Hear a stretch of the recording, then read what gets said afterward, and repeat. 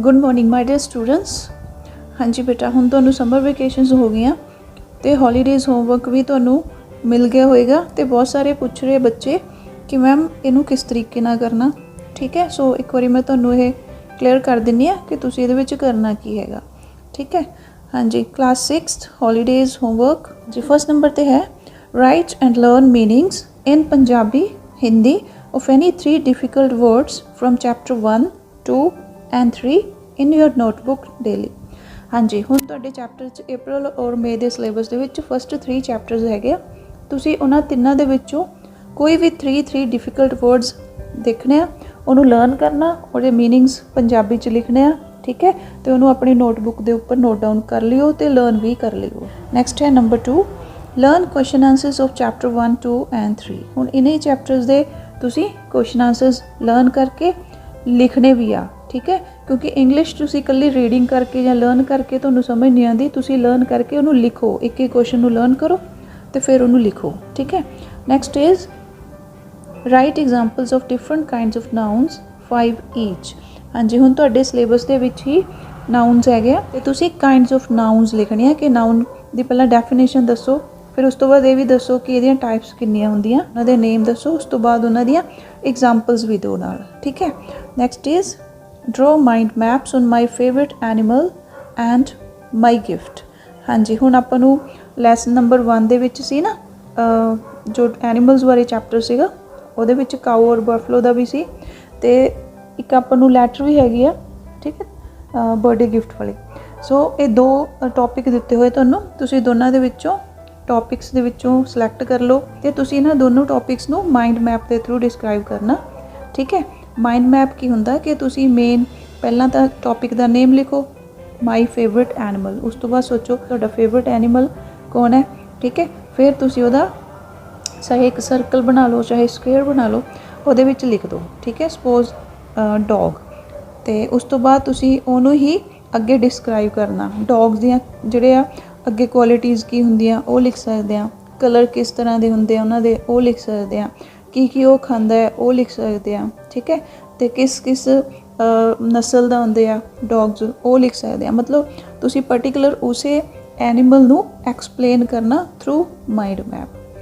ठीक है, तो इस तरह दूजा टॉपिक माई गिफ्ट हैगा। माई गिफ्ट नूं भी तुसी कोई भी एग्जाम्पल के थ्रू कर सकते हैं, वॉच के थ्रू कर सकते हैं। ठीक है, मोबाइल फोन के थ्रू कर सकते हैं, जो कोई भी होर जो भी तुहानूं गिफ्ट वधिया लगा उहदे रिलेटेड तुसी माइंड मैप के थ्रू उहनूं डिस्क्राइब कर सकते हैं। अगे है learn noun numbers chapter 2। Chapter 2 दे विच टॉपिक हैगा नाउन नंबर्स, वो तुसी लर्न कर लेने। ठीक है, next is number 6 right and learn 10 collective nouns. हाँ जी, ये भी टॉपिक है अपना कलैक्टिव नाउन का, तो वो तुसी 10 लर्न करने और लिखने। कलैक्टिव नाउन्स मीनस इकट्ठवाचक नाउन। ठीक है, next is number 7 learn noun gender chapter 3। Chapter 3 दे विच टॉपिक है नाउन जेंडर, वो तुसी लर्न कर लेने। Next is complete the syllabus of April and May months in your notebook with the help of your teacher. वैसे तो school दे विच भी कंप्लीट कर लिया तुसी। ठीक है, तो तुसी उन्होंने सारे नूं सिलेबस नूं लर्न करो, लर्न करके अपनी नोटबुक्स के उपर लिखो। ठीक है, next is reading of lessons with the help of read to me app. हाँ जी, तुहाडे विचों बहुत सारे बच्चों ने ऑलरेडी अपने फोन दे विच रीड टू मी ऐप जो है इंस्टॉल की होएगी, तो जे नहीं की तो तुसी उन्होंने इंस्टॉल कर लो। ये इंग्लिश रीडिंग ऐप हैगी आ, इहदे तो तुसी अपने चैप्टर्स की रीडिंग कर सकते हैं। ठीक है, डेली तुसी टाइम उहदे उत्ते जिन्ना भी टाइम तुसी दे सकते हैं उत्थों रीडिंग करो। ठीक है, वो बहुत ही ज़्यादा बेनीफिशियल ऐप हैगी तुहाडी रीडिंग इंप्रूव करने लई, सो तुसी ये जरूर कर लो। ठीक है, आओ आपां देखते हैं एसएस दा हॉलीडेज़ होमवर्क। हाँ जी बेटा, हुण समाजिक विज्ञान SST दा छुट्टियां दा काम तुसी देखो।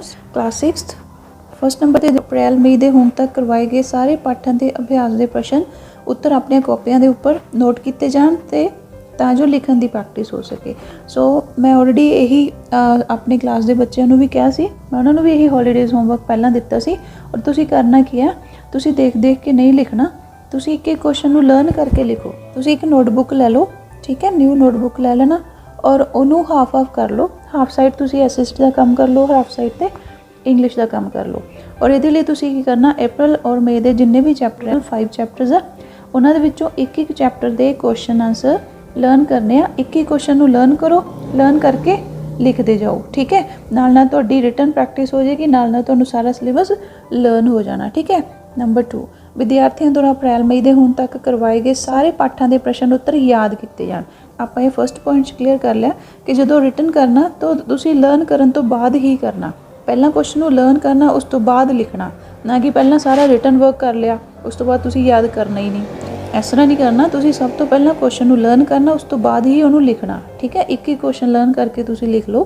नैक्सट इज पॉइंट 3, ਭਾਰਤ ਦੇ ਨਕਸ਼ੇ ਨਾਲ ਸੰਬੰਧਿਤ ਰਾਜ, ਰਾਜਧਾਨੀਆਂ, ਕੇਂਦਰ ਸ਼ਾਸਿਤ ਪ੍ਰਦੇਸ਼, ਰਾਜਧਾਨੀਆਂ ਅਤੇ ਸਾਰਕ ਦੇਸ਼ਾਂ ਦੀ ਦੁਹਰਾਈ ਕੀਤੀ ਜਾਵੇ।